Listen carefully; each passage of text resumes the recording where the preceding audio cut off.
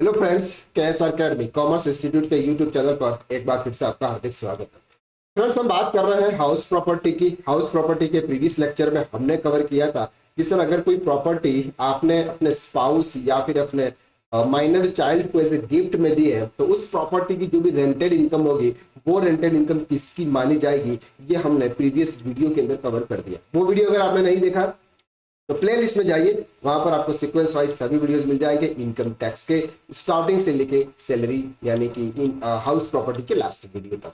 तो आज हम बात करने वाले हैं कि सर जो प्रॉपर्टी आपकी है वो प्रॉपर्टी अगर आपने बिजनेस यूज के लिए अगर कर रहे हो, उस प्रॉपर्टी का यूज क्या कर रहे हो, बिजनेस पर्पज से कर रहे हो, तो उस इनकम यानी कि उस प्रॉपर्टी पे जो भी आपको इनकम हो रही है वो इनकम कौन से हेड के अंदर जाएगी, ये आज हम इस वीडियो के अंदर कवर करने वाले हैं। तो वीडियो को देखने से पहले, आगे बढ़ने से पहले, अगर आपने हमारे चैनल को सब्सक्राइब नहीं किया है तो प्लीज इस चैनल को सब्सक्राइब कर लीजिएगा ताकि इसी के रिलेटेड वीडियोस आपको इस चैनल पर मिलने वाले हैं। चलिए देखते हैं। सबसे पहले हम देखते हैं कि property is not use for business and profession carried by the assessee. मतलब कि वो प्रॉपर्टी आपकी बिजनेस यूज के लिए नहीं होनी चाहिए तो वो आपके income from house property head के अंदर कवर है। कंडीशन 3 ये है कि अगर आपको कोई भी इनकम हाउस प्रॉपर्टी के अंदर लेनी है तो वो जो प्रॉपर्टी है वो आपके बिजनेस के यूज के लिए नहीं होनी चाहिए।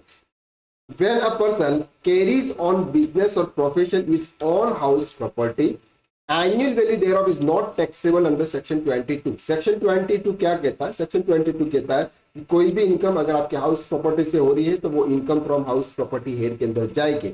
लेकिन अगर वो प्रॉपर्टी आपने बिजनेस यूज के लिए कर रहे हो, बिजनेस पर्पज से यूज कर रहे हो, तो वो इनकम आपके हाउस प्रॉपर्टी में नहीं जाएगी। तो कहां जाएगी? Business is a taxable to tax, chargeable to tax, यानी कि ये इनकम आपके बिजनेस इनकम मानी जाएगी और आपके बिजनेस इनकम के रूप में इसको हमें टैक्स पे करना पड़ेगा। कुछ कुछ कंडीशन दे रखी है, यहाँ पर ध्यान से समझता है। Letting out to employ, that means कि आपका कोई बिजनेस है, ओके, और आपके जो एम्प्लॉय है उन एम्प्लॉय को आपने क्या दिया, आपकी जो प्रॉपर्टी थी वो प्रॉपर्टी उनको रेंट पे, ओके।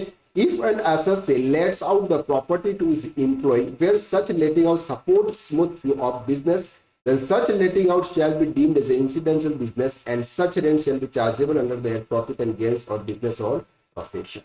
That means simple कि अगर आपने आपके एम्प्लॉय को वो प्रॉपर्टी से रेंट पर दी तो वो आपकी बिजनेस का पार्ट माना जाता है और ये इनकम आपके इनकम फ्रॉम हाउस प्रॉपर्टी में टैक्सेबल न होकर ये इनकम बिजनेस एंड प्रोफेशन के अंदर टैक्सेबल होगी। Letting out to government agency, that means कि सर अगर आपने किसी भी गवर्नमेंट एजेंसी को प्रॉपर्टी आपने रेंट पर दे रही है, जैसे where an SSC let out his property to any government agency for locating branch or nationalized bank, police station, post office, excise office, railway staff quarter, act purpose of running the business SSC more efficiently, such letting out shall be deemed to be incidental to business and such resident charges under the head profit and gains for business and profession। That means कि अगर आप कोई भी government को अगर आप कोई भी प्रॉपर्टी रेंट पर दे रहे हो तो वो इनकम आपकी इनकम फ्रॉम हाउस प्रॉपर्टी के अंदर नहीं आएगी, उसको भी आपको बिजनेस इनकम मानना होगा।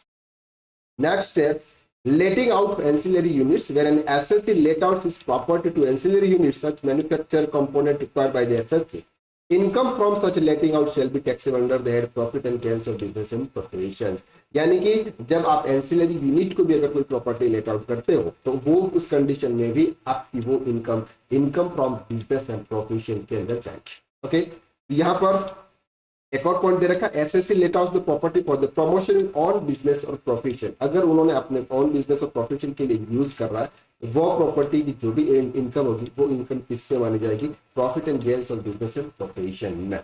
And assessee is engage the business of letting out the property, अगर उसके खुद का काम है कि प्रॉपर्टी को परचेस करके प्रॉपर्टी सेल्स करना या प्रॉपर्टी उसने रेंट पर देकर उसे रेंट पर ली तो वो भी इनकम किस में जाएगी? टैक्सेबल। यानी कि हमने बात की थी सब लेटिंग प्रॉपर्टी, हमने किसकी बात की थी? सब लेटिंग प्रॉपर्टी की हमने बात की थी। उस समय अगर उसका बिजनेस है कि प्रॉपर्टी को रेंट पर लेना और किसी को रेंट पर देना, ये अगर उसका बिजनेस है तो वो इनकम भी income from business and profession के अंदर जाएगी। लेकिन हमने प्रीवियस में देखा था कि अगर सब लेटिंग प्रॉपर्टी है तो वो इनकम आपके इनकम फ्रॉम अदर सोर्सेस के अंदर जाएगी, जब एक ही घर आपने किसी को रेंट पर लेकर किसी को दे दिया है तो। और अगर आपका बिजनेस है तो फिर वो बिजनेस के इनकम के अंदर जाएगी। तो आज के वीडियो में हमने ये देखा कि अगर कोई प्रॉपर्टी आप अपने बिजनेस के यूज के लिए कर रहे हो तो उसकी जो भी इनकम होगी वो इनकम आपके बिजनेस एंड प्रोफेशन के अंदर जाएगी, न कि हाउस प्रॉपर्टी हेड के अंदर जाएगी। आई होप कि आपको ये वाला लेक्चर समझ में आ गया। तो आज के लिए बस इतना ही। नेक्स्ट लेक्चर में यानी कि नेक्स्ट वीडियो में फिर से मुलाकात करते हैं। अगर आपको ये वीडियो अच्छा लगा तो वीडियो को लाइक कीजिएगा, शेयर कीजिएगा और कमेंट तो जरूर कर दीजिए। Thank you so much.